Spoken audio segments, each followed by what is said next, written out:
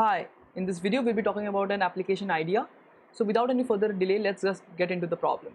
So we are given an array ARR of size n and initially all zeros. Okay, so you need to process q queries of the form plus ADLR, and so this is an update query, and ADLR, four numbers are given to us, and you need to add the AP A plus D, A plus 2D, so on up to the last value in the range L to R in the array ARR. Okay, so the L index gets an addition of A, L plus 1 index gets an addition of A plus D, L plus 2 index gets an addition of A plus 2D, and so on up to last range value A of R actually gets an addition of A plus R minus L times D. So this is how you get the AP terms, right? So there are q such queries that are happening, and after each of the query you need to find the final value of the whole array.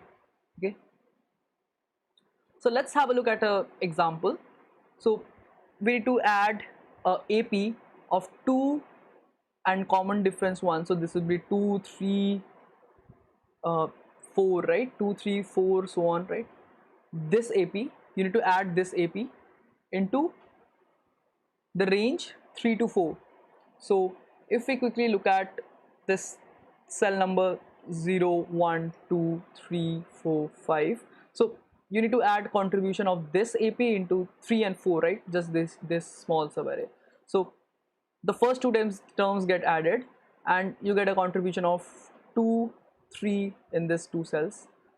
Next we have this plus 1 2 1 5, so it gets added to the range 1 to 5 and it has starting value 1 and the common difference as 2. So you have 1 3 5 7 9, so on, right? These are the values, and you need to add this in the range 1 to 5. So you need the first 5 values, and the values that are being added is 1 3 5 7 9, and the final values in the array would now be like after both the queries have been run. So these things would get added in the cells correspondingly, and the values would be 0 1 3 7 10 9, right? So this would be the final array that you need to print. So let's have a look at the contribution carefully to solve this problem. So you need to add plus ADLR, right? Now this is a very generic term, right? We need to have a look at what this actually is adding at every index. So at every index you are adding this term over here. How? So the first term is A, then A plus D, A plus 2D. So if you write a general term for that, the array ARR of I gets the addition of this value in the range L to R, right? This is only true in the range L to R. Okay, so this is the contribution that you're getting at the ith index. So if you put in I equal to L, so you get A. If you get L plus 1, that is A plus D. So corresponding to every index you're getting the correct contribution, right? Even at the last value you put in R, you get this expression, and that is actually given in the problem, right? That is actually given in the problem, this value over here. So this is what we're getting over here. Okay, so now this is the contribution as a general term where I is in L to R. So we can also write it by opening up this bracket and just shifting things from L from over here to the second term.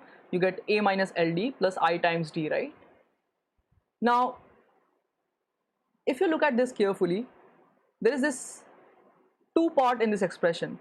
There is a minus LD part and there is this I times D part, right? Now this A minus LD part is actually constant for every query. So once you are given the query, the value of L, D, AR are constant, right? So in the range L to R, every ARR of I gets the addition of this in a constant way, right? So this is like some constant C that is being added to the range. Okay, so if you had to add a constant to a range, we know how to do that. We can just use the partial sum technique, that we can add this at Lth index and subtract this from R plus 1th index and then just build a prefix sum. That would work for this. But there is this weird term over here, that is I into D, where there is this I is getting multiplied, and that is dependent on position, right? So we cannot really process this directly using prefix sums or the direct partial sum technique that we discussed about. So how can we make it independent of I? How, like, as long as there is a I in the term, we cannot really process that directly. So how do we make it independent of the position? So what do we say to ARR, that now ARR would be actually contribution of two arrays. So we create two arrays A and B, and once the values of both of them are being created, the final ARR array that we need would be A of I plus B of I times I. Okay, so that is the final ARR value that we would be getting, and we would be creating these two A and B arrays separately, and then we know the final array would be this. So this is assumption right now. This A and B has no real meaning. Okay, this is something that we are creating for our own help, and we would be using this relation written over here, A of I plus B of I times I, as the combining rule, that once we have these two arrays, we will be combining it in this fashion, that A of I plus B of I times I will be the value of ARR of I finally. Okay, so we try to build the A and B arrays and then get the final array ARR. Okay, so now when we were doing addition, we had this general term over here, right? A minus LD. Now this is a constant term, right? And now we want to have this constant term getting contributed to ARR in a constant way, like every index in L to R gets a contribution of A minus LT. So what we can do is that we can add this to the range L to R in this A of I array, because whatever the values in this range are, they will finally get contributed linearly, like whatever, if there is C over here, that gets added to ARR. So if this value over here is getting added to this position, this positions in the A array, that would be getting transferred into the ARR, right? Also there is this I into D part, right? So for that, what we can do is that we can pass this D part into the B array, and we know that when we will finally combine, we would be multiplying the things with I and then contributing it to ARR. So if we add just D in the range corresponding to L to R in B, we would finally get D times I in the ARR. So that really helps us with the problem a bit, because now this is like a constant that is being added to A, and this D is a constant that is being added to B. Okay, so let's have a look at an example.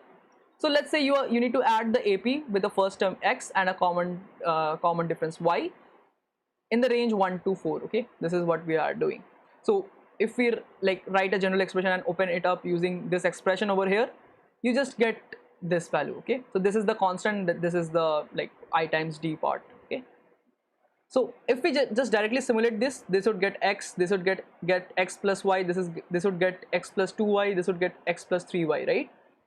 Now let's take an alternative approach of decomposing it into two different arrays, A and B. So now in the A array we need to add X minus Y, and in the B array we need to add Y, right? That's what we discussed. So we add it like partial sums.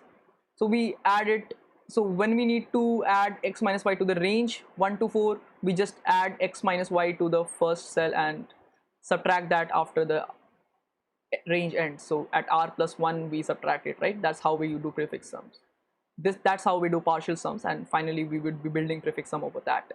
And similarly for this I times D part, there is this Y, right? So we will add Y in the range 1 to 4, and we would be doing that in a partial sum style again. So we would add Y in the L and subtract Y from R plus 1, and that would actually mean adding Y in this range in the actual array, right?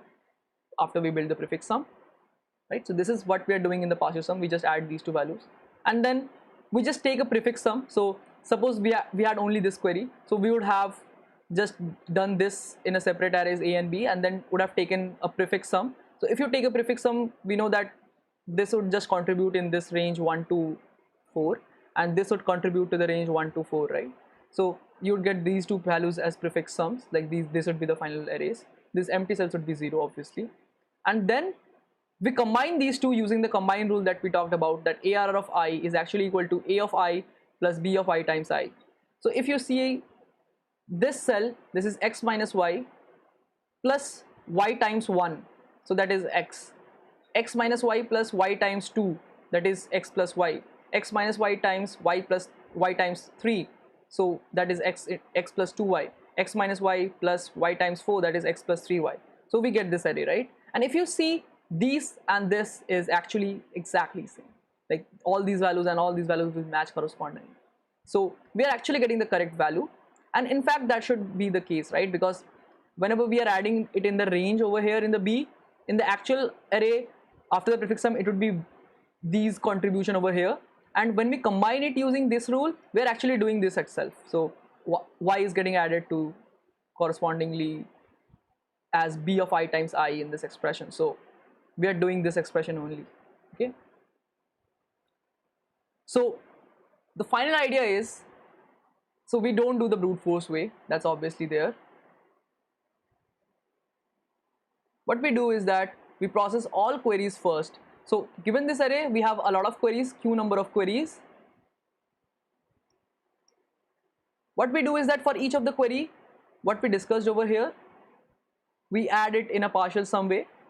So for each of the query, you add 4 values, right, over here.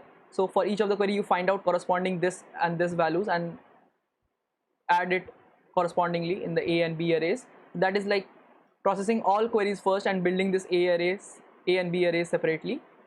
And then once all the queries are done, we build the prefix sum of A and B array and combine it using this rule, okay?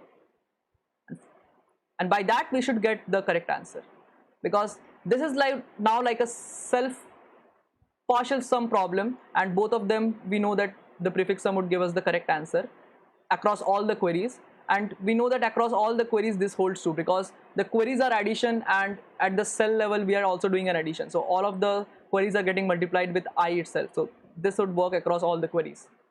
So if you combine them, you will get this corresponding values that were actually equal to the brute force, right? So this is a lot to digest.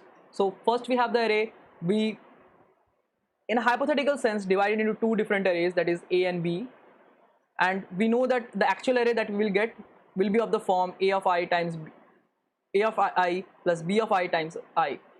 And now we build these 2 separate arrays. Now each of the queries we decompose it into 2 parts, like one dependent and independent part. So for this dependent part we use the B array, for this constant part we use the A array, right? That's the whole idea. And once we have the A and B arrays for all the queries, we just quickly build the prefix sum and build the answer by combining the A and B arrays, that using the rule that we defined. So like, why do all these complex process? So if you talk about brute force, you can go ahead and like loop over the range and keep on adding things. So that would be order q times n, right? For every query you would need order n time, you need to loop over that. But let's say we are doing it using the partial sum technique that we talked about by decomposing it into 2 arrays and then using partial sum. So for each query you can in order 1 find out the values that are going to be added, okay? That is that dependent and independent part that we discussed about. So dependent parts get added in the range L to R in the A array, and dependent part is in the B array, right? So this is the independent, this is the dependent. So you just get these values added to this range using a partial sum. So we are doing all of this for all the queries, right? So for each of the query you need to add 4 values. So for all the queries you will need just an order q, because for each of the query you need only 4 cells to be updated, so you just do it in order 1. So for all the queries you need order q, right? Now once all the queries are done, you just build a prefix sum for both the arrays. So for both of them you will need order n, so it will be this step over here will need you an order n, right? And after you have built this array, you just combine them using this rule that we defined, and that also takes a linear loop over this, right? Once you have this array, you just multiply like A of I plus B of I times I and put it into the ARR array, that's it, right? So this also takes an order n. So if we go this route for all the queries, we need just order q plus order n plus order n, and that would be order q plus n, right? So you can now process all the queries in order q plus n and get the final array, right? So this is all the technique for this problem. So that's all. See you in the next video.